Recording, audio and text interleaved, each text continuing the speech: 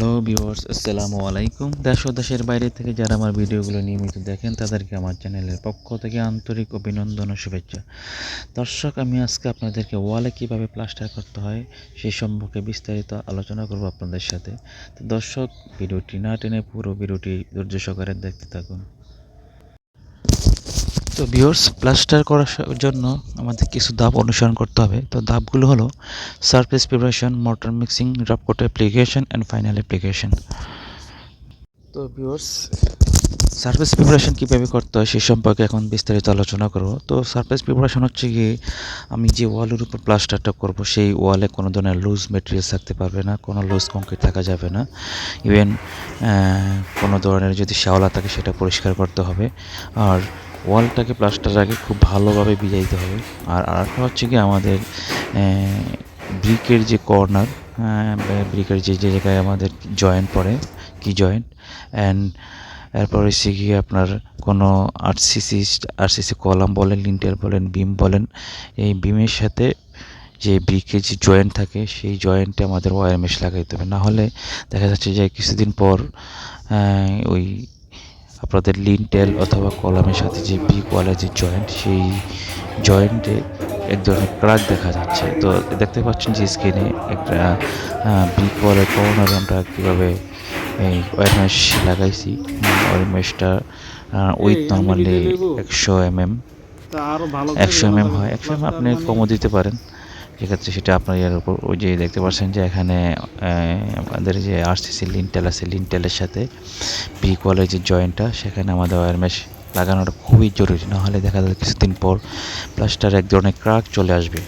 আর আরেকটা ব্যাপার হচ্ছে কি, প্লাস্টার করার আগে আমাদের ওয়ালটাকে এমন খুব ভালোভাবে ভিজাইতে হবে, না হলে দেখা যাচ্ছে যে আমি যে মর্টার মিক্সিং করবো পানি দিয়ে, সেটা প্লাস্টার যদি ওয়ালটা ভিজা না থাকে, দেখা যাচ্ছে যে আপনি যখন এই প্লাস্টার করা শুরু করবেন, এই ওয়ালই এই মর্টার থেকে পানি শুষে নিয়ে চলে যাচ্ছে, সেক্ষেত্রে প্লাস্টারটা ক্র্যাক হয়ে যাওয়ার সম্ভাবনা আছে। তো দর্শক, আমাদের সেকেন্ড স্টেপ হচ্ছে কি মর্টার মিক্সিং করা, সেই সম্পর্কে এখন আপনাদেরকে বিস্তারিত বলবো।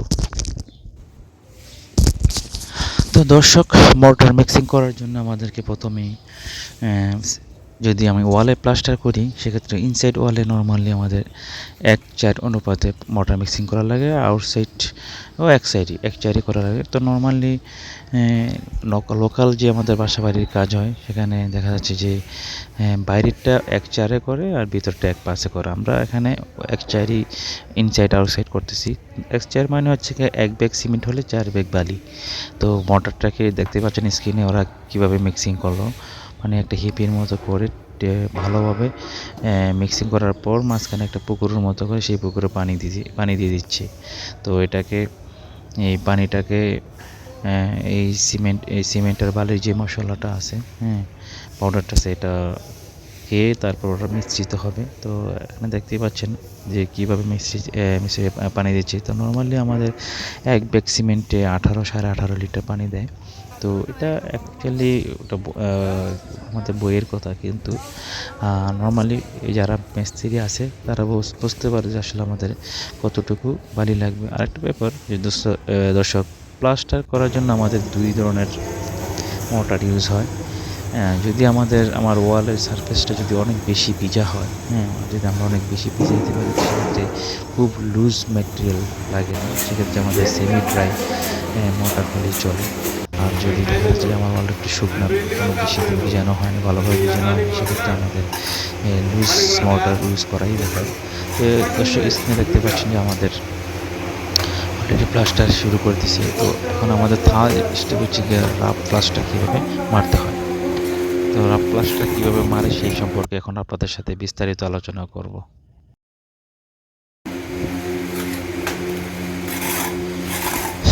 তো ভিউয়ার্স, রাফ প্লাস্টার হচ্ছে কি, আমার সারফেসটা রেডি করার পর সব ধরনের ওয়্যার মেশ, প্লাস্টার, অ্যাঙ্গেল অনেক ক্ষেত্রে ইউজ লাগায়, এখানে অনেক ক্ষেত্রে লাগায় না।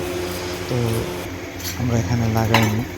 তো সারফেসটা রেডি করার পর ঠিকঠাক মতো ওয়ালটা ভিজানোর পরে আমরা যে মশলাটা তৈরি করছি, সেই মশলাটা আমরা পুরো ওয়ালটাতে একবার করে মেরে অ্যাপ্লাই করব। তো নর্মালি আমাদের যদি বাংলা ইউজ করা হয়েছে, সেক্ষেত্রে দেখা যাচ্ছে যে আমার plaster almost 18 mm to 20 mm মারা লাগতেছে। সেক্ষেত্রে আমরা প্রথম সারফেসটাকে লেভেল করার জন্য একটা রাফ প্লাস্টার অ্যাপ্লাই করব। রাফ প্লাস্টার হচ্ছে কি 10 থেকে ম্যাক্সিমাম 12 মিলির ভিতর আমরা প্লাস্টারটা রাখবো। রাখার পর প্লাস্টার মারার পর আমরা একটা শলার ঝাড়ু দিয়ে প্লাস্টার গায়ে আঁচড় কেটে দেব। তো স্ক্রিনে দেখতে পাচ্ছেন যে আমরা অলরেডি আমাদের দেখতে পাচ্ছেন যে রাফ প্লাস্টার রাফ রাখা হয়েছে। তো এইভাবে আমাদেরকে রাফ প্লাস্টার করতে হবে। রাফ প্লাস্টার করার একদিন পরে আমাদেরকে ফাইনাল প্লাস্টার মারতে হবে। যে প্লাস্টারটা রাফ প্লাস্টার শক্ত হওয়ার জন্য নর্মালি 8 থেকে 12 ঘন্টা সময় লাগে। এই জন্য আমাদেরকে রাফ প্লাস্টার মারার 12 ঘন্টা পর বা 8 থেকে 12 ঘন্টা পর আমাদের সেকেন্ড বা ফাইনাল ফিনিশিং বা ফাইনাল প্লাস্টার মারতে হবে। তো সেই বিষয়টা অবশ্যই আমাদের খেয়াল রাখা উচিত।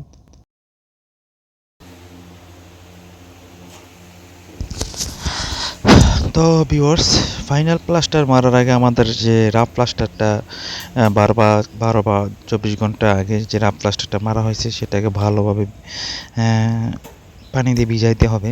ভিজানোর পর তারপর আমাদের ফাইনাল প্লাস্টার মারা লাগবে। তো ফাইনাল প্লাস্টার মারতে গেলে আমাদের যে জিনিসগুলো দরকার সেটা হচ্ছে একজন দক্ষ মিস্ত্রি।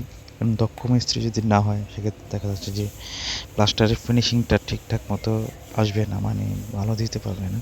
তো স্ক্রিনে দেখতে পাচ্ছেন যে একজন মিস্ত্রি ফাইনাল প্লাস্টার মানে ফাইনাল কোট অ্যাপ্লাই করতেছে। অ্যাপ্লাই করার পরে উনি গজ দিয়ে পুরো প্লাস্টারটাকে ফিনিশিং করতেছেন। তো এটা খুব সূক্ষ্ম কাজ, সময় নিয়ে করতে হয়। আরেক জায়গায় দেখতে পাচ্ছেন যে রাফ প্লাস্টারের উপর ফাইনাল প্লাস্টার মারার জন্য পুরো ওয়ালে মশলাটা অ্যাপ্লাই করার পর তারপর ওখানে একটা গজ দিয়ে টান দিবে।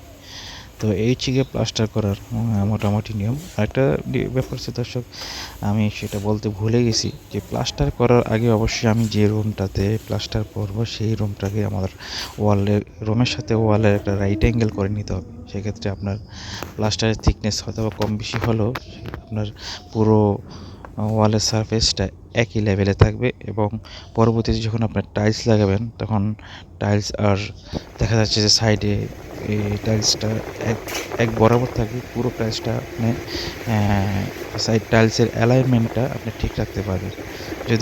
যদি হয় যে প্লাস্টার কোনো জায়গায় কম বেশি আছে, দেখা যাচ্ছে যে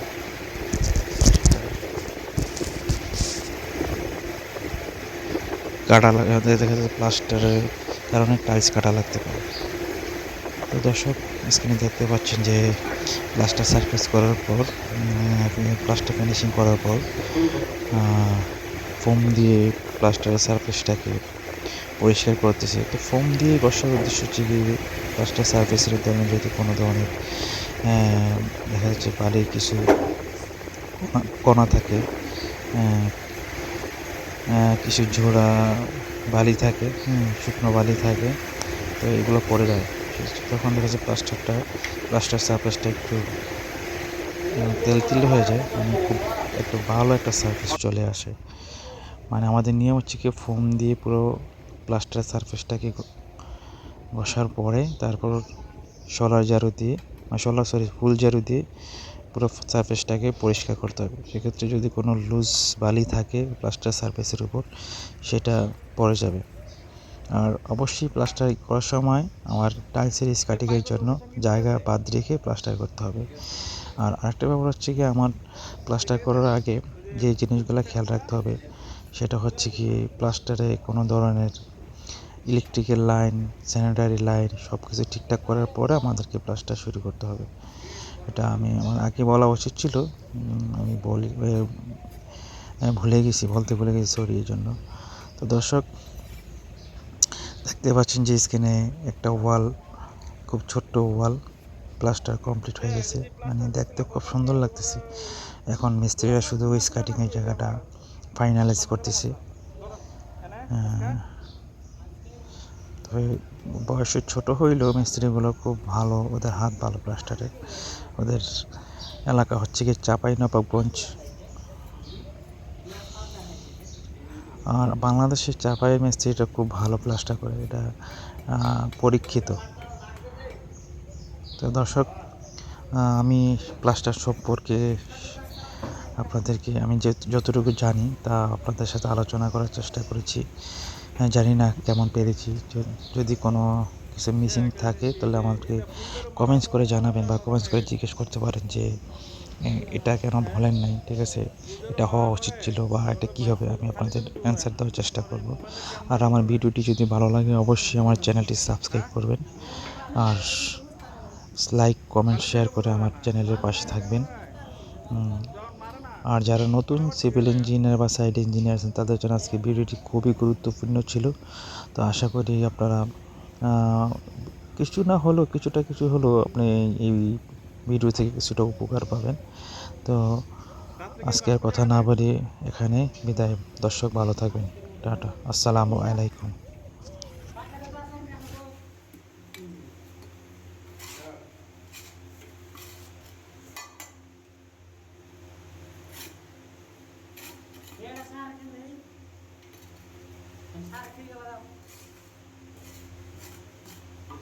ঝাড়